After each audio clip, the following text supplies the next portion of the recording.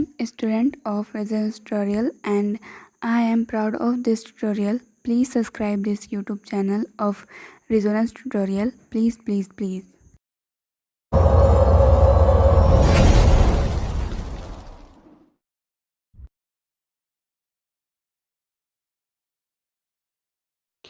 Class 8 के लिए chapter 1 biology chapter से हम आपके सामने ये वीडियो लेकर आए हुए हैं। क्रॉप प्रोडक्शन एंड मैनेजमेंट के लिए एनसीईआरटी पैटर्न से रिलेटेड यह वीडियो आपके लिए बेहद उपयोगी है। साइंस बायोलॉजी से है, तो आइए इस वीडियो के बारे में जानते हैं और इस चैप्टर को समझने की पूरी कोशिश करते हैं। तो सबसे पहले यह जानिए कि सीज़न या कंडीशन के आधार पर प्राकृतिक स्थितियों को देखते हुए भारत में क्रॉप्स के 2 कैटेगरीज बांटे गए हैं। पहला कैटेगरी माना जाता है रबी क्रॉप्स और दूसरा कैटेगरी माना जाता है खरीफ क्रॉप्स का। यानी हम ये कह सकते हैं कि भारत में प्राकृतिक परिस्थितियों को देखते हुए फसल उगाने के 2 कैटेगरीज हैं, एक है रबी और दूसरा खरीफ। आइए दोनों के बारे में पहले हम लोग विस्तार से जानते हैं। तो सबसे पहले रबी क्रॉप्स के बारे में जानते हैं। रबी क्रॉप्स किसे कहते हैं, ध्यान दीजिएगा। The crop which are sown in rainy season are called rabi crop. यानी ऐसी फसल जो बारिश के दिनों में बोई जाती है उसे हम रबी क्रॉप कहते हैं।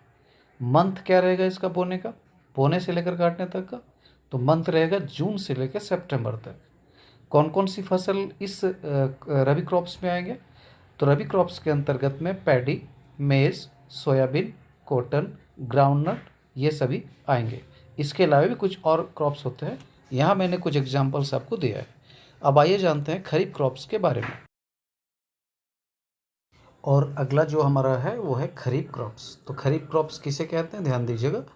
The crops grown in the winter season are called kharif crops. यानी जाड़े के महीने में जो फसल उगाई जाती है उसे हम खरीफ क्रॉप्स कहते हैं। मंथ इसका क्या होगा? तो अक्टूबर से मार्च तक के बीच में बोने से लेकर काटने तक की प्रक्रिया होती है। और कौन कौन सी फसल होगी इसमें? तो इसमें स्पेशली वेट, ग्राम, पी, मस्टर्ड ये सब फसल उगाई जाती है। अब हम लोग आगे जानते हैं फसल के बारे में और विस्तार से। तो activity of cultivation of crops, यानी खेती करने के लिए क्या एक्टिविटी शुरुआती दौर में हम करते हैं। तो सबसे पहला प्रोसेस होता है टिलिंग या प्लफिंग। वह क्रिया, वह प्रोसेस जिसके द्वारा मिट्टी को हल्का किया जाता है, मिट्टी को लूज किया जाता है ताकि उसके अंदर एयर वगैरह जा सके, उसे हम लोग या तो टिलिंग या प्लफिंग के नाम से जानते हैं। और आगे इस बात पर ध्यान दीजिए कि अलग अलग टूल्स होते हैं एग्रीकल्चर इम्प्लीमेंट के लिए, यानी कि खेती के विकास के लिए, यानी खेती करने के लिए आपको अलग अलग प्रकार के टूल्स की ज़रूरत होती है। यहाँ पे मैंने कुछ टूल्स दिए हैं, जैसे प्लव हल को कहा जाता है, हो फावड़ा या कुदाल को कहा जाता है, और कल्टीवेटर ज़मीन जोतने वाला एक ख़ास तौर से ट्रैक्टर से जुड़ा एक मशीन आती है जिसे हम लोग कल्टीवेटर कहते हैं। अब आइए, इसके बिना तो अभाव है, खेती आप कर नहीं सकते हैं। आइए इसके और अधिक हम लोग जानते हैं कि आगे हम फसल उगाने के लिए क्या करते हैं। और आगे हमारा जो चैप्टर है वो है सॉविंग के बारे में। सॉविंग के बारे में ये कहना है कि यह क्रॉप प्रोडक्शन का सबसे इम्पोर्टेंट पार्ट है, यानी बीज बोने की प्रक्रिया जो होती है वो सबसे पहले होती है। और इसके लिए ज़रूरी होता है कि अच्छी क्वालिटी की सीड आप सेलेक्ट करिए। क्लीन और हेल्दी सीड जो होते हैं वो गुड प्रोडक्शन के लिए बेहतर होते हैं, बेहद ज़रूरी होते हैं। आजकल सीड्रिल एक मशीन है जिसके माध्यम से हम बीज बोने की प्रक्रिया को पूरा करते हैं। इस मशीन के माध्यम से एक निश्चित दूरी पर बीजों का रोपण किया जाता है।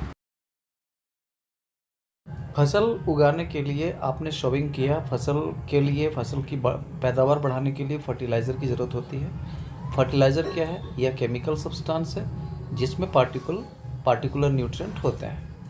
कुछ एग्जांपल्स आप देख सकते हैं केमिकल फर्टिलाइज़र का, जिसमें urea, ammonium sulphate, super phosphate, DAP जैसे फर्टिलाइज़र्स आते हैं। हालांकि फर्टिलाइज़र मिट्टी के लिए बेहद अच्छी चीज़ नहीं है, क्योंकि यह मिट्टी की जो फर्टिलिटी पावर है वह धीरे धीरे उसको कम करती जाती है। फसल की पैदावार बढ़ाने के लिए फर्टिलाइज़र हम लोग फसलों में डालते हैं। सॉविंग के बाद इस चैप्टर में मैन्योर आता है। मैन्योर क्या है? तो manure is an organic substance obtain from the decomposition of plant and animal wastes. यानी कि मैन्योर जो है वो प्लांट और एनिमल के वेस्ट से निर्माण इसका होता है। यह जो है बेटर देन फर्टिलाइज़र, यह फर्टिलाइज़र से बढ़िया है, क्योंकि फर्टिलाइज़र्स कहीं ना कहीं सॉइल को हार्म पहुंचाती है, लेकिन मैन्योर हार्म नहीं पहुंचाता। फर्टिलाइज़र और मैन्योर का डिफरेंस जानेंगे हम लोग। सबसे पहले फर्टिलाइज़र को जानिए कि यह क्या है। यह एक इनऑर्गेनिक सॉल्ट है, जबकि मैन्योर क्या है, यह एक नेचुरल सब्सटेंस है। फर्टिलाइज़र के बारे में कहा जाता है कि यह जो है फैक्ट्री में प्रिपेयर की जाती है, यानी यह फैक्ट्री में बनाया जाता है, जबकि मैन्योर जो है वह खेत में पैदा की जाती है, खेत में बनाई जाती है। उसी प्रकार से फर्टिलाइज़र जो है वह ह्यूमस को मिट्टी में निर्माण नहीं कर पाती है, जबकि मैन्योर के बारे में ये सभी जानते हैं कि यह बहुत ज़्यादा ह्यूमस का निर्माण करता है। उसी तरह से यदि हम फर्टिलाइज़र की बात करें तो यह जो है it is rich in plant nutrient like nitrogen. यह जो है पौधों में खास तौर से पोषक तत्वों की भरपूर उपलब्धता देता है, जबकि मैन्योर में पोषक तत्व उतने नहीं होते जितना कि फर्टिलाइज़र में होता है। तो कुछ एक मामलों में मैन्योर बेहतर है और कुछ एक मामले में फर्टिलाइज़र बेहतर है। लेकिन अगर हम सॉइल के बारे में बात करें तो सॉइल के लिए manure is better than fertiliser. तो आगे जानते हैं बायो में ये क्या कह रहा है। और अगर हम एडवांटेज बात करें मैन्योर की कि मैन्योर की क्या विशेषता है, तो ध्यान दीजिएगा। Manure it enhances the water holding capacity of the soil. मिट्टी में यह पानी को की पकड़ को मजबूत बनाता है, और it makes the soil porous due to which excess of gases become easy. गैसों का आदान प्रदान बड़ी आसानी से होता है मैन्योर की सहायता से। It increase the number of friendly microbes. और बहुत सारे ऐसे माइक्रोब्स होते हैं जो मिट्टी में होना चाहिए फसल के लिए, वह मैन्योर के द्वारा पैदा हो जाता है। और it improve the texture of the soil, या सॉइल के मजबूती में, यानी सॉइल का जो स्ट्रेंथनेस है वह उसको बढ़ाने में मदद करता है।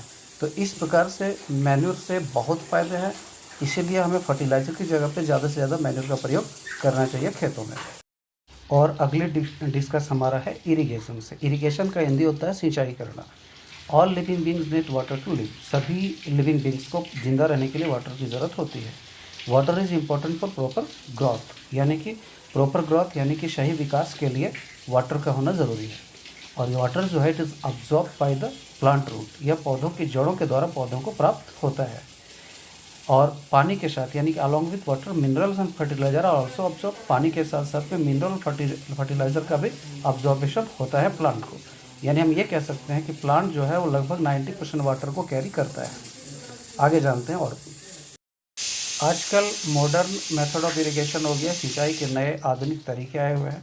पुराने समय में तो हम लोगों के पास कोई विशेष व्यवस्था नहीं थी सिंचाई करने के लिए, लेकिन अभी कुछ खास ये इक्विपमेंट्स आए हुए हैं, जिसमें स्प्रिंकलर सिस्टम है, ड्रिप सिस्टम है। तो स्प्रिंकलर सिस्टम और ड्रिप सिस्टम जो है ये मॉडर्न मेथड माना जाएगा इरिगेशन के लिए। और स्प्रिंकल सिस्टम में क्या होता है कि पानी को एक प्रकार से, जिस तरह से बारिश का पानी गिरता है, उसी प्रकार से वो एक झरने के ज़रिए उसको गिराया जाता है। और ड्रिप सिस्टम जहाँ तक बात है, तो ड्रिप सिस्टम में कुएं में पाइप के जरिए पानी से की सप्लाई फसलों में की जाती है। इस प्रकार से यह मॉडर्न मेथड हुआ इरिगेशन का। आइए आगे जानते हैं। पौधों के साथ अनवांटेड यानी कि अवांछित पौधे जो उगाते हैं उसे हम लोग वीड्स कहते हैं। यह फसलों के लिए हानिकारक है, क्योंकि यह फसलों के विकास को रोकता है। तो in a field many other undesirable plants may grow naturally along with the crops.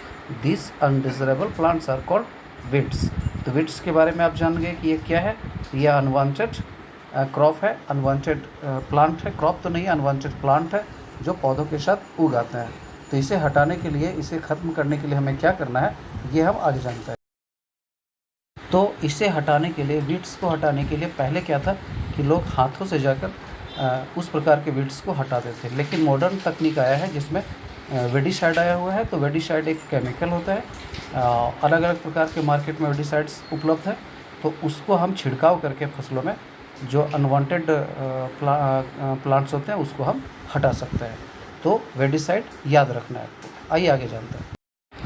अब नया जो हमारा है वो है क्या है, हार्वेस्टिंग करना, यानी कि फसलों की कटाई करना। तो हम सभी जानते हैं कि harvesting of crops is an important task. यह बहुत महत्वपूर्ण काम है। The cutting of crops after it is mature called harvesting. जब फसल तैयार हो जाते हैं, कंप्लीट हो जाते हैं पककर, तो हम उसे काटते हैं और इस काटने की प्रक्रिया को हम लोग हार्वेस्टिंग कहते हैं। हार्वेस्टिंग करने के लिए सबसे अच्छा इक्विपमेंट होता है सीकल। सीकल जो है वो हार्वेस्टिंग करने के लिए सबसे पर्याप्त माना जाता है। अब आता है थ्रेशिंग। थ्रेशिंग क्या है देखिए, threshing the process of removing chop from the crops is called threshing. यानी जब आप फसल काटते हैं, मान लीजिए आपने धान काटा है, तो धान से पुआल को अलग करने का जो प्रोसेस है उसको हम थ्रेशिंग करते हैं। इस प्रकार से हर फसल का एक उसका जो सूखा पौधा होता है जिसको आप अनाज से अलग करते हैं, उसे हम लोग थ्रेशिंग प्रक्रिया कहते हैं। इसके लिए कंबाइन मशीन होती है। कंबाइन मशीन की सहायता से आप थ्रेशिंग करने का काम बेहतर तरीके से पूरा कर सकते हैं। थ्रेशिंग करने के बाद दाने थोड़े अलग हो जाते हैं। उसके बाद आगे क्या होता है ये जानते हैं।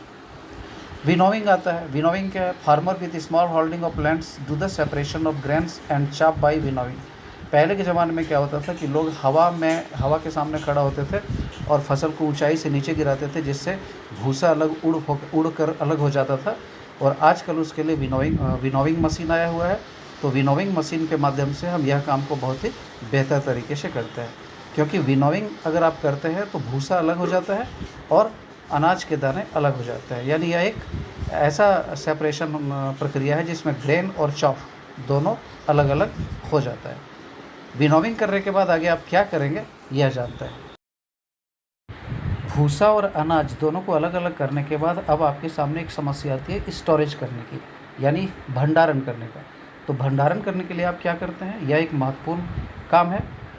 क्रॉप को क्या किया जाता है, बहुत लंबे समय के लिए एक सेफ प्लेस पे रखा जाता है जहाँ मॉइस्चर फ्री एरिया हो, यानी उस एरिया में मॉइस्चर ना बने, इंसेक्ट का प्रवेश ना हो या फिर माइक्रो ऑर्गेनिज्म का एंट्री ना हो। इससे क्या होता है कि फसल की जो बीज होते हैं या उसके जो अनाज होते हैं वो सुरक्षित तरीके से रखे जाते हैं। इसे हम लोग स्टोरेज प्रक्रिया कहते हैं।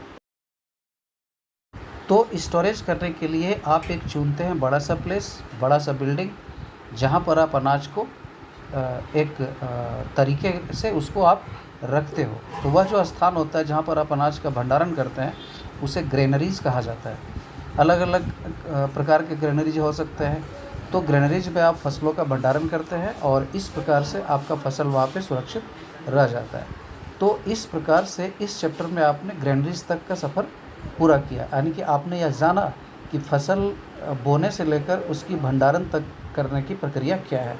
आशा है कि यह वीडियो अच्छा लगा होगा, और अगर आपको यह वीडियो अच्छा लगा हो तो आप इस चैनल को सब्सक्राइब करिए। और बहुत जल्द ही हम आपके लिए एक नए वीडियो लेकर आ रहे हैं बायोलॉजी से रिलेटेड, जो क्लास 8 से संबंधित होगा। लेकिन उससे पहले आप सभी से रिक्वेस्ट है कि हमारे इस रेजोनेंस ट्यूटोरियल गिरिडीह चैनल को सब्सक्राइब कर दीजिए, वीडियो को लाइक और शेयर ज़रूर कीजिए। तो अगले वीडियो हम बहुत जल्द लेकर आपके सामने हाजिर होंगे। तब तक के लिए आप सभी को बाय।